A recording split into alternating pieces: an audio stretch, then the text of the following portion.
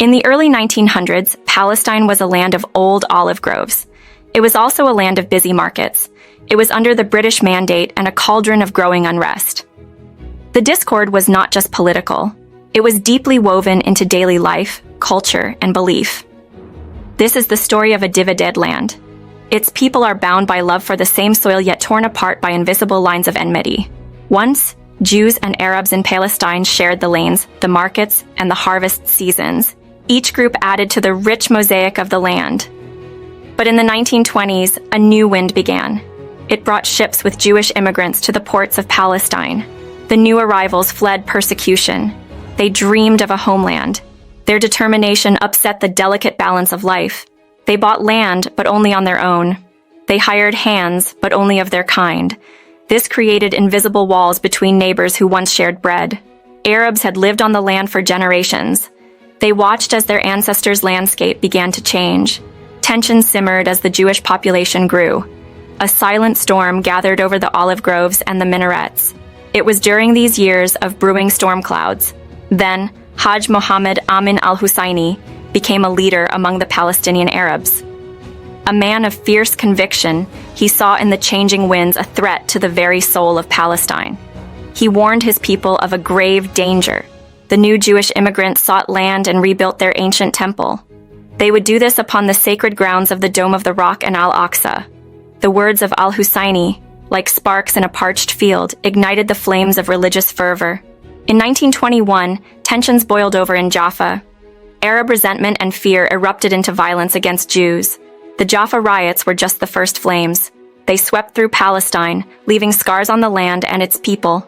In response to the violence, the Jewish community founded the Haganah, a defense force. This marked the start of an era where both communities prepared for the storm they knew was coming. The years rolled on, and with each passing season, the rift widened. In 1929, the ancient city of Hebron was a place where Jews and Arabs had lived together for centuries. It became the scene of a massacre that shocked the world. Violence spread to Safed and Jerusalem. It left a trail of devastation and sorrow. It was the land of olive trees and ancient stones. It was once a symbol of endurance and peace. But now, it was a testament to division and bloodshed. Europe was edging closer to war in the late 1930s. Al-Husayni still leads the Supreme Muslim Council in Palestine. He is charismatic and controversial. It called for an Arab revolt. It was a call to arms, an uprising that would see blood spilled in the streets of cities and towns across Palestine. Attackers targeted Jews. They destroyed their homes and businesses. It was a desperate bid by the Arab population to reclaim the land they felt was slipping away. During this turmoil, the British were seeking al-Husayni. He fled and found refuge in the corridors of power from Lebanon to Nazi Germany. He left behind a land torn apart by hatred and fear. The British held the mandate over Palestine. They watched as the land they governed fell into chaos. They sought to end the violence. They wanted to make peace from the tattered remains of living together. They tried to find a path forward through reports and commissions of inquiry. These included the Haycraft, Shaw, Peel, and Woodhead reports. The Peel Commission of 1937 proposed a radical solution. They wanted to divide the land into two states, one for Arabs and one for Jews. It was a desperate proposal. It admitted that the gap between the two communities might be too wide to bridge. Yet this proposal, too, fell on barren ground. Arab leaders in Palestine still echo al-Husayni's fervor. They reject any idea of sharing Palestine. Jewish leaders were divided, but they saw a glimmer of hope in the Peel recommendations. They saw hope for a homeland, a sanctuary from the persecution they faced elsewhere. But the dream of coexistence seemed a distant mirage, fading into the desert horizon. The Woodhead Commission followed. It sought to re-examine the Peel plan and find a compromise. This was in a land where compromise seemed impossible. Yet they, too, concluded that splitting was not possible. It would require a forced move of people. But the British were unwilling to make it happen. The British government faced high hurdles. They were political, administrative, and financial. They were too high to surmount. So, the government rejected the idea of partition. These peace attempts failed. They left Palestine divided. It was a microcosm of a world on the brink of war. The Arabs and Jews of Palestine would experience more conflict in the coming decades. There would be loss and displacement, and shattered dreams and reborn hopes. The This story has its roots in the 1920s and 1930s. It is a prelude to the ongoing struggle over the land of Palestine. Many people consider the land sacred, and a conflict has echoed through the ages on this land. The sun sets over the olive groves, casting long shadows on the ancient stones. The story of Palestine continues. It is a tale of love and loss, of exile and return. It is a story that time has not resolved. It is a testament to the human spirit's quest for home, peace, and a place to stand in a shifting world.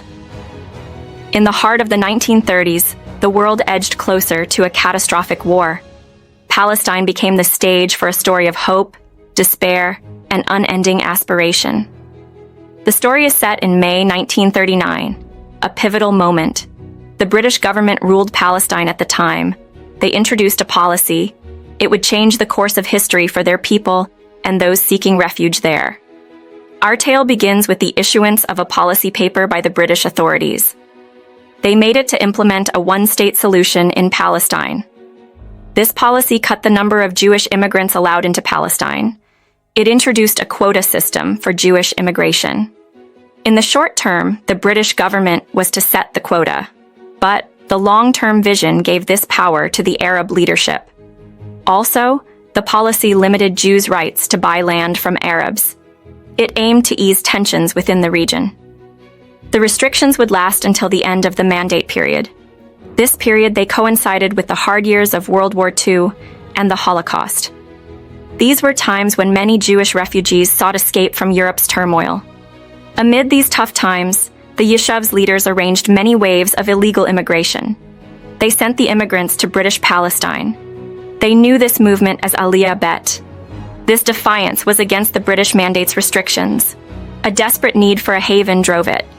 It also triggered more tensions in the region. David Ben-Gurion was a prominent leader in the Yeshuv. He had ambitions that went beyond the limits set by the British and the current situation. He envisioned concentrating the masses of Jewish people in Palestine and its environs. Ben-Gurion accepted the Peel proposals in 1937. They suggested a partition of Palestine, including a Jewish state. He saw them not as the final goal, but as a key step toward a greater Zionist plan. He believed a Jewish state, even if partial, would solidify Jews' place in Palestine.